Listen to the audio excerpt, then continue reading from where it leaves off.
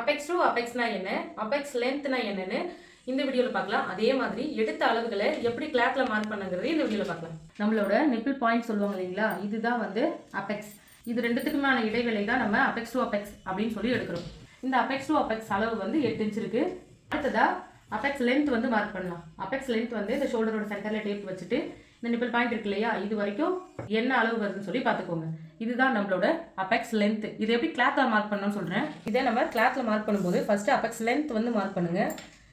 இந்த இடத்துல உங்கள் டேப்பை வச்சுட்டு என்னோட அபெக்ஸ் லென்த் வந்து 11 இன்ச் எடுத்திருக்கு.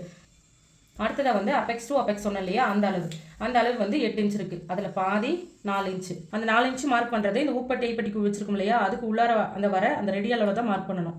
4 இன்ச் வந்து நான் ஒரு பக்கத்துக்கு மார்க் பண்ணுறேன் அப்படின்னா 2 கிளாத்துக்கு சேர்த்து எனக்கு 8 இன்ச்சு கணக்காகுது. இதே 4 இன்ச்சை தான் நம்ம கிராஸ் லென்த்துக்கும் கொடுக்கணும்.